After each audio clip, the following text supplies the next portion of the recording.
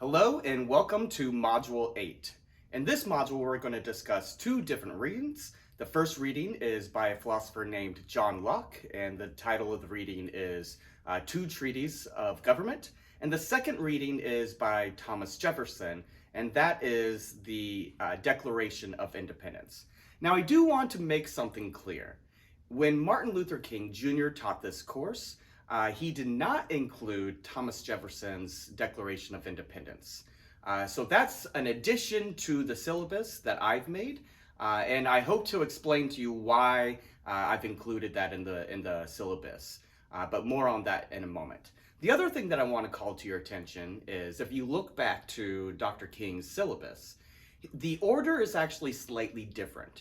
Remember from the very first module, I mentioned how it looks like Dr. King's syllabus takes largely a historical approach. So I'm doing something slightly different here. In Dr. King's syllabus, the order of the readings went from Hobbes to Locke, then to Rousseau. And that's historically speaking accurate. That's the correct way, that's the correct ordering that we should take. So I'm doing things differently insofar as I wanted to combine Hobbes and Rousseau together as a way of introducing this discussion of the state of nature. And that's what we talked about in the previous module.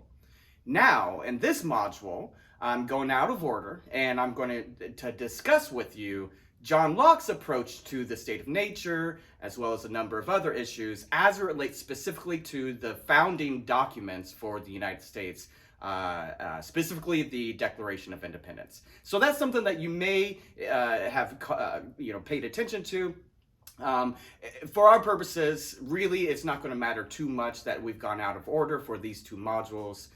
The main thing that I want you to be aware of for this particular video is just how exactly Locke introduces his ideas.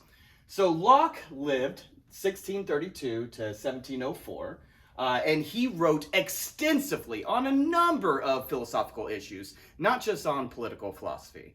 So he's largely recognized as being one of the most important contributions to a study of knowledge or to epistemology. He gave us this idea of a blank slate that children are born with. We're born sort of not knowing anything at all, and then we gather information through our empirical observations, our senses, and so forth. He's also recognized as giving a very influential view of personal identity. He also wrote on religion and a lot of other issues. Our purpose is going to be to look at what he said about government. So he gives us what's known as two treaties of government. And by treaties, what we mean here is something like an essay. So we can think of this as two different essays on government.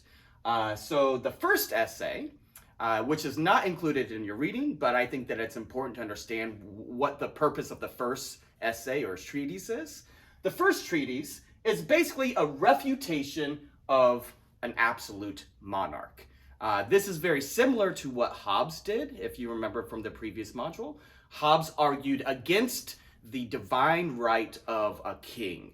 Locke is doing something similar. He's giving a refutation or a polemic against the doctrine that the king alone has the authority to rule.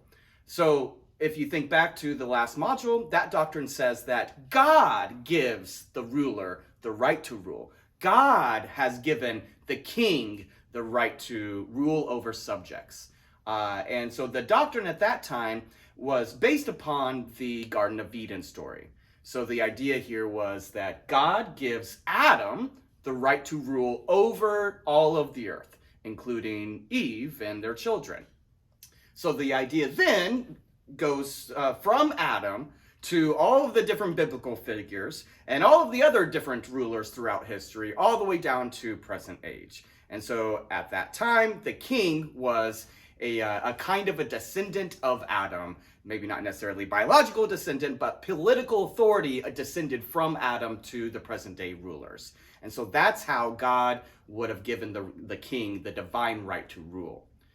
So Locke objects in a number of different ways. He gives arguments against this particular doctrine.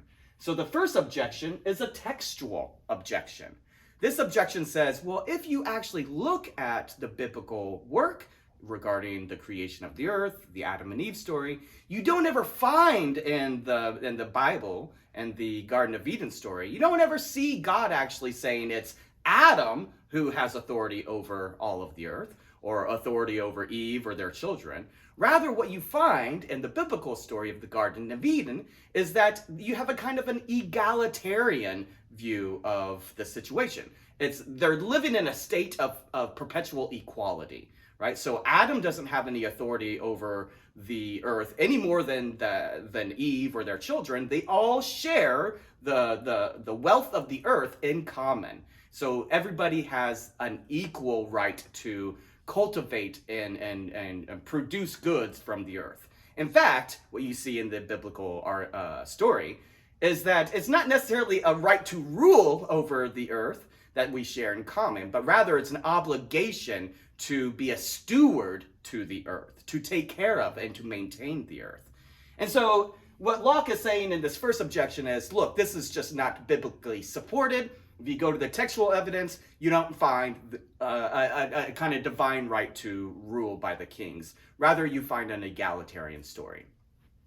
The second objection that Locke offers against the divine right of kings to rule is that parents and children do not display the kind of authority that the divine right to rule would suggest, right? So the doctrine says that it's not just the ruler, but all forms of authority take on this sort of master-servant sort of structure, right? Well, and that would include parents and children, right? The head of the household, the father, has a right to rule over their children.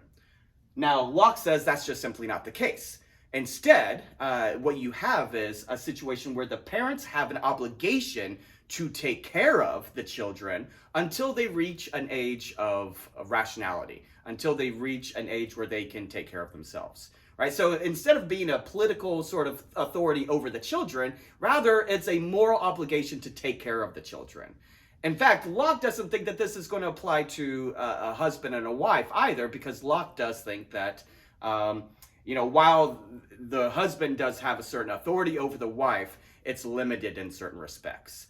And this moves on to, leads us to the third objection. And this is the objection that says, power and authority is importantly limited, right? So again, think back to the Garden of Eden story. Well, God does give, Adam and Eve a certain amount of authority to be stewards and to take care of the earth, but that is limited. They can't simply do anything that they want to the earth, because sometimes what they might do would be harmful. Instead, their authority, their power is limited only to the point of doing that which would help the earth, help be a steward of the earth. So they have obligations rather than certain powers. Likewise, we can look at all sorts of different power structures and recognize that there are limitations to those. So for example, I might own some historical building. I might pay a lot of money to buy some historical building, and so I would thereby own it, right? I could, in principle, do anything I wanted to with it. According to Locke, that authority, that power is limited, because even though I own that historical building, that doesn't mean that I can have it razed. I can't just simply burn it to the ground, let's say.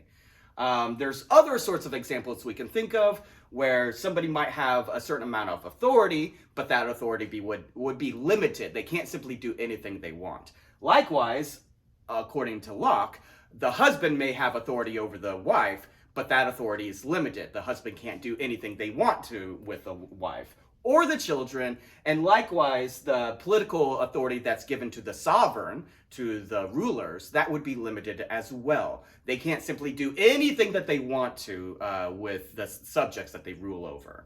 So that basically tells us that the divine right for kings to rule is not a good doctrine. We need some other way of thinking about the justification of government. And so that sets us up then to now discuss the second treatise of government, and that's what we'll do in the next video.